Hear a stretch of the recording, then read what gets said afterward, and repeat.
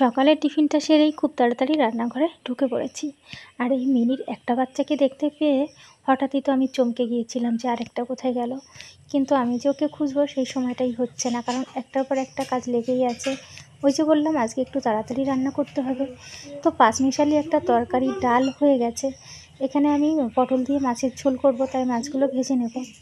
তো মাছটা ভাজা বসিয়ে আর তর সইল না একে খোঁজার জন্য। এই যে ফুলের টবটা এদিকে উপর করা ছিল আর ওর মধ্যে একটুখানি ফাঁকা ছিল, সেখানে গিয়ে এই যে উনি শুয়েছিল। তো যাই হোক, ওকে দেখতে পেয়ে আমার তো মনে হয় প্রাণটা একটু জোরালো বলতে পারো। অত ছোট ছোট কিউট বাচ্চা যদি একটা হারিয়ে যায় কেমন লাগে না। তো এক নিমেষে আমি ভেবেছিলাম বোধহয় ও বেড়ার ফাঁকা দিয়ে বাইরে বেরিয়ে গেছে, ওকে বোধহয় আর পাওয়া যাবে না। তো ডাল হয়ে গেছে, পাঁচমিশালি একটা তরকারি আর মাছের ঝালটা হচ্ছে। অনেকগুলো বাসন আছে, বাসনগুলো মেজে নেব, বাইরে তো খুব রোদ্দুর। তারপরে রান্নাবান্না সেরে দেখো আমি একটার বেশি বেজে গেছিলো। বাবানকে নিয়ে চুল কাটাতে এসেছি। আজ হচ্ছে বন্ধুরা সোমবার। আর তোমাদের তো বলাই হয়নি সবাই কেমন আছো, জিজ্ঞাসা করা হয়নি আর কি। আশা করছি সবাই খুব ভালো আছো, সুস্থ আছো, যে যেখানে আছো। আর কালকে আর ব্লগটা শেষ করিনি, বাবানের চুলটা কেটে নিয়ে আসার পরে আমি আর কোনো ভিডিও করিনি আর কি। ওই কুড়েমিতে ধরেছিল বলতে পারো।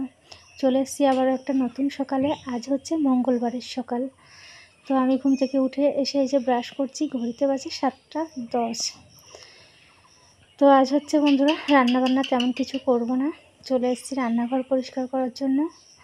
আর রান্নাঘরটা পরিষ্কার হয়ে গেলে সকাল সকাল স্নান করে বেরিয়ে পড়ব ব্যাগপত্র গুছিয়ে নিয়ে। কোথায় যাচ্ছি তো অবশ্যই তোমরা দেখতে পাবে, কেন যাচ্ছি সেটাও জানতে পারবে পরে।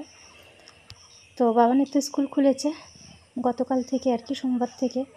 তো বাবানের শরীরটা ভালো না থাকার কারণে কালকে পাঠায়নি, আর আজ হচ্ছে বেরিয়ে যাবে। এতদিন গরমের ছুটি থাকা সত্ত্বেও ঘুরতে যাইনি, আর স্কুলটা খোলার সঙ্গে সঙ্গে ঘুরতে বেরিয়ে যাচ্ছি দেখো। তো যাই হোক, যাচ্ছি, দরকারেই যাচ্ছি, না হলে এখন আর যেতাম না স্কুল ছুটি করে। তো আমি এখন এই রান্নাঘরটা একটু পরিষ্কার করব, ব্রাশ তো করে নিয়েছি, তারপরে হচ্ছে স্নান করে একবারে রেডি হব। আশা করছি বন্ধুরা ব্লগটা ভালো লাগবে, সবাই সঙ্গে থেকো, দেখতে থাকো।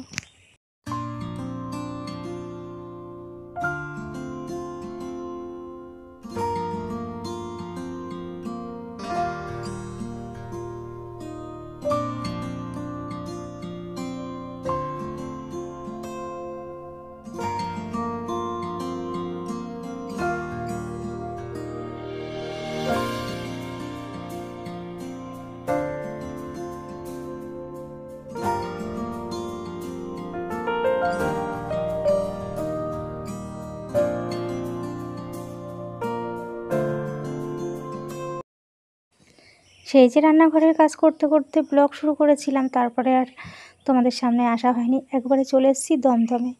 দমদমে এসে দেখো বসে আছি, 10:30টায় ট্রেন আছে, আর আমরা 10টা 10-এর মধ্যেই ঢুকে পড়েছি। তাই অনেকক্ষণ আর কি বসে থাকতে হবে এইভাবে। খুব গরম লাগছে আর ভালোও লাগছে না আর কি। তারপরে এই কাকাটা দেখছি ফুল বিক্রি করছে। এগুলো জানো তো প্লাস্টিকের ফুল। হঠাৎ প্রথমবার দেখে ভেবেছিলাম অরিজিনাল, তারপরে না দেখলাম প্লাস্টিকের, খুবই সুন্দর ছিল। চলে এসছে আমাদের বনগা লোকাল আর কি। আমি ট্রেনে উঠবো, 10:30টা বাজে। চলো দিদির বাড়ি গিয়ে কথা হবে। দিদির বাড়ি চলে এসেছি, এসে এই 10 মিনিট মতো হয়েছে, হাত পা ধুয়েছি সবে। আর দিদি এখানে আমাদের খাবার ব্যবস্থা করছে। ঘড়িতে বাজে 12:30 মতো। মাছ ভাজা করছে। আর দিদি সকালে জিজ্ঞেস করেছিল আমরা কি খাবো। তো দিদিদের আজকে নেমন্তন্ন আছে পুজো বাড়িতে, তাই আমি বলেছিলাম তেমন কিছু করতে হবে না, সেদ্ধ ভাত করতে। তো ভেন্ডি সেদ্ধ তো আছে, মাছ ভাজা করছে, শাকের ঝোল করেছিল মাছ দিয়ে, আগের দিনের মাছের ঝাল, অনেক কিছুই আছে, আম কেটেছে, কাঁঠাল আছে। তো আমরা এখানে খেতে বসে পড়েছি।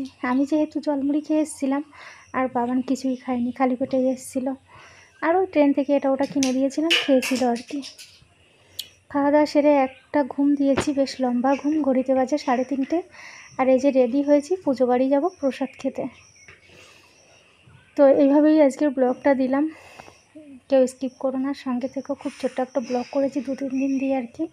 দিদিও রেডি হয়ে গেছে, তো চলো আমরা একসঙ্গে গিয়ে প্রসাদ খেয়ে আসি। আর আজ হচ্ছে লোকনাথ বাবার পুজো, তো সেই পুজো বাড়িরই আর কি দিদিদের নেমন্তন্ন আছে, আমরাও যাচ্ছি প্রসাদ খেতে। তো চলো সবাই সঙ্গে থেকো। এই যে দিদি আর আমি একসঙ্গে যাচ্ছি, বাবান আছে, জামাইবাবু আছে, পাশের বাড়ি একটা ছোট্ট পুচকে বাচ্চা আছে। পুজো বাড়িতে চলে এসেছি, আর পুজো বাড়ির সামনে দেখো এরকম গেট করেছে। তো চলো তোমাদের একবার লোকনাথ বাবার দর্শন করাই। ছাদে পুজো হয়েছে এনাদের, আর ছাদেই আর কি খাওয়া দাওয়া করাচ্ছে। তো বন্ধুরা, আজকের ব্লগটা তোমাদের কেমন লেগেছে ছোট্ট একটা কমেন্টে জানিও। ভালো লাগলে অবশ্যই একটা লাইক করো, আর আমার চ্যানেলে নতুন হয়ে থাকলে চ্যানেলটাকে সাবস্ক্রাইব করে আমার পাশে থেকো। তোমরা সবাইও অনেক ভালো থেকো, সুস্থ থেকো, আর সবসময় সাবধানে থেকো, আমার সাথে থেকো। আমরা খেতে বসে পড়েছি, আর এই যে বাবান বসেছে, বেশ অনেকক্ষণ ওয়েট করে তারপরে জায়গা পেলাম আর কি। তো খাবারে ছিল অনেক কিছুই। প্রথমে তো প্রসাদ দিয়েছিল, তারপরে খিচুড়ি, একটা পাঁচমিশালি তরকারি, ফ্রায়েড রাইস, আলুর দম, চাটনি, পাঁপড়, পায়েস। খাওয়া দাওয়া সেরে বাড়ির দিকে যাব। ব্লগটাও এই পর্যন্ত রাখছি। টাটা সবাইকে, আসছি আগামীকাল আবারও একটা নতুন ব্লগের সাথে।